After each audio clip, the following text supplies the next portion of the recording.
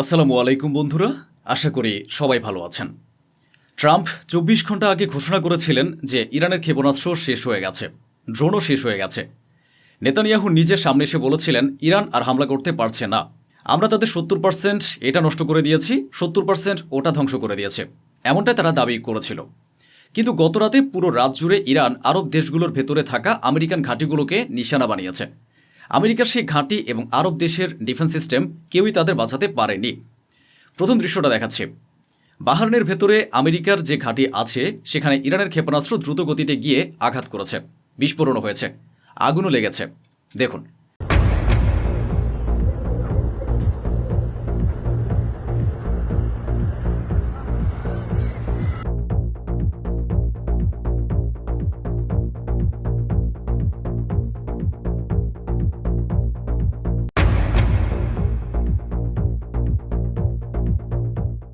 বলা হচ্ছিল যে ইরানের মিসাইল, রকেট এবং ড্রোন সব শেষ হয়ে গেছে, কিন্তু বাস্তবতা দেখুন, এগুলো কি সত্যি শেষ হয়ে গেছে? এর পাশাপাশি ইরাকের ভেতরেও আমেরিকান ঘাঁটির অবস্থা খুব খারাপ। সেখানে একটা দুইটা ঘাঁটি নয়, অনেকগুলো ঘাঁটি আছে। আর যেখানে একবার ইরানের ক্ষেপণাস্ত্র বিস্ফোরণ ঘটেছে সেখানে ইরান পরের দিন আবারও হামলা করছে, যেন বাকি যা আছে তাও শেষ করে দেয়া যায়। ইরাকে আমেরিকান ঘাঁটির উপর ইরানের ড্রোন ও মিসাইল হামলা সফল হয়েছে, ডিফেন্স সিস্টেম প্রায় অকার্যকর হয়ে গেছে। দেখুন,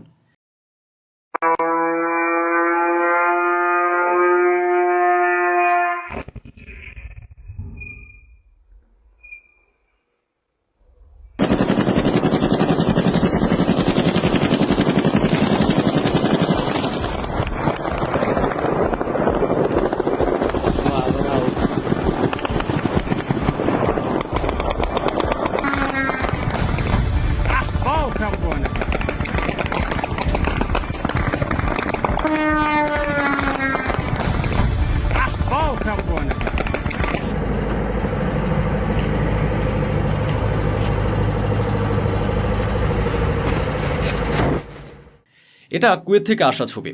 কুয়েতেও আমেরিকার ঘাঁটিতে হামলা হয়েছে। অন্যদিকে সৌদি আরব নিশ্চিত করেছে যে তারা ইরানের আরও ৮টি ড্রোন ভূপাতিত করেছে। সব মিলিয়ে যারা বলছিল ইরান হেরে গেছে, আমেরিকা জিতে গেছে, সবাই নাকি ট্রাম্পের সামনে মাথা নত করেছে। বাস্তবে দেখা যাচ্ছে ইরান এখনও হামলা চালিয়ে যাচ্ছে।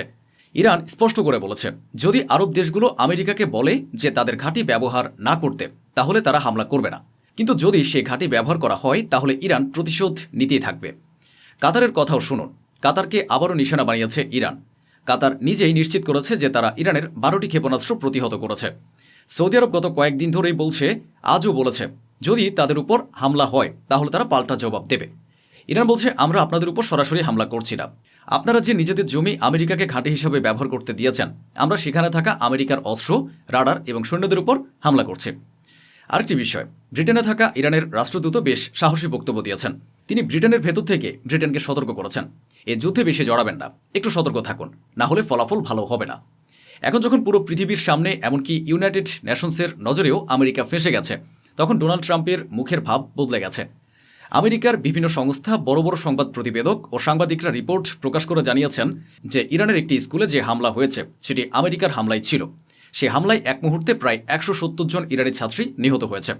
অভিযোগ উঠেছে এবং বলা হচ্ছে এই হামলার নির্দেশ দিয়েছিলেন ডোনাল্ড ট্রাম্প।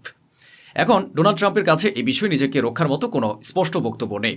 তাই তিনি বলছেন সেই শিশুদের হত্যা নাকি ইরান নিজেরাই করেছে। কিন্তু পৃথিবীতে এমন মানুষ খুবই কম থাকবে যারা ট্রাম্পের এই বক্তব্য বিশ্বাস করবে। শুনুন, The United States bomb a girls' elementary school in southern Iran on the first day of the war and kill 175 people? In my opinion, based on what I've seen, that was done by Iran. Is that true, Mr. Higson? It was Iran who did that? We're certainly investigating. Still But investigating? the only side that targets civilians is Iran. এরপর Donald Trump আরও বলেছেন যে তারা ইরানের নৌবাহিনী ধ্বংস করে দিয়েছে, তাদের সব যুদ্ধজাহাজ ডুবিয়ে দিয়েছে এবং ইরানের ক্ষেপণাস্ত্র ও ড্রোনগুলো ধ্বংস করা হয়েছে। এমনকি তিনি এটাও বলেছেন যুদ্ধের পর ইরান আগের মতো থাকবে না। বিশেষজ্ঞরা বলছেন এ কথার অর্থ হতে পারে ইরানের কোনো অঞ্চল দখল করার ইঙ্গিত। কারণ বিশ্ব ইতিমধ্যে ট্রাম্পের আরেকটি বিতর্কিত দিক দেখেছে, যেমন তেলের কারণে ভেনেজুয়েলার উপর প্রভাব বিস্তার করার চেষ্টা। একইভাবে ইরানের উপর হামলার পেছনের কারণ হিসেবে বলা হচ্ছে সেখানে থাকা বিপুল রেয়ার খনিজ ও অসীম তেলের ভাণ্ডার। অন্যদিকে ইরান পুরো রাত জুড়ে ইরানের তেল শোধনাগার ও তেলের মজুদ কেন্দ্রগুলোকে লক্ষ্য করে হামলা চালিয়েছে, যাতে ইরানের অর্থনৈতিক শক্তিকে দুর্বল করা যায়। দেখুন, انبار نفتی کرجو زدن پول بغلش سالمه نقطه‌زنی کرده دقیقاً رو خود انبار. حجم دودو ببینید.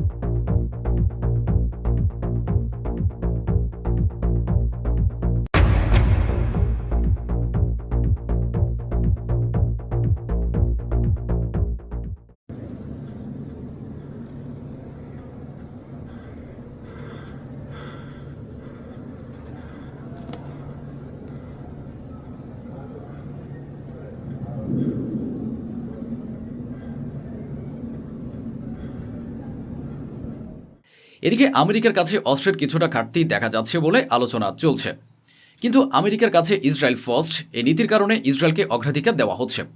আমেরিকা ইতিমধ্যে ইসরায়েলকে প্রায় 20,000 বোমা ব্যবহারের অনুমোদন দিয়েছে। এতে বোঝা যাচ্ছে ইসরায়েলের কাছেও অস্ত্রের ঘাটতি তৈরি হচ্ছে। ইরানের কর্মকর্তারা দাবি করেছেন যে তারা বেশ কয়েকজন আমেরিকান সৈন্যকে আটক করেছে, তবে আমেরিকা এই দাবি স্বীকার করছে না। এই পরিস্থিতিতে কেউ কেউ বলছেন ইরান যদি সেই বন্দীদের ছবি ও ভিডিও প্রকাশ করে তাহলে বিষয়টি পরিষ্কার হয়ে যাবে। আরও বলা হচ্ছে, যখন আমেরিকা ও ইসরায়েল বুঝতে পারে যে তারা যুদ্ধে দুর্বল অবস্থায় আছে, তখন তারা সাধারণ নাগরিকদের লক্ষ্যবস্তু বানায়।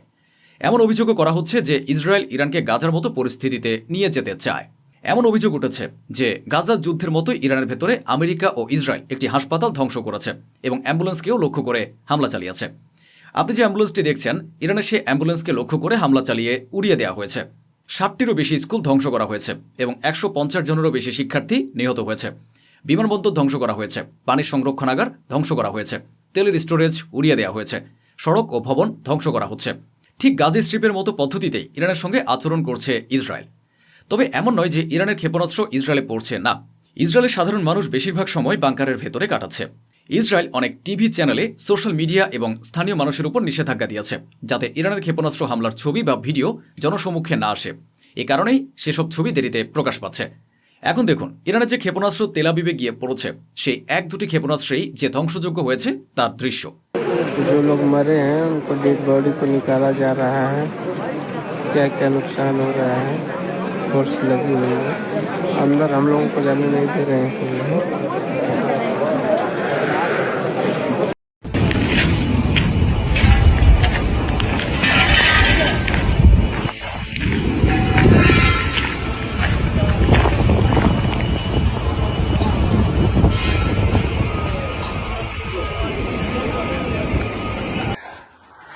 Hablamos ya vamos a dejar.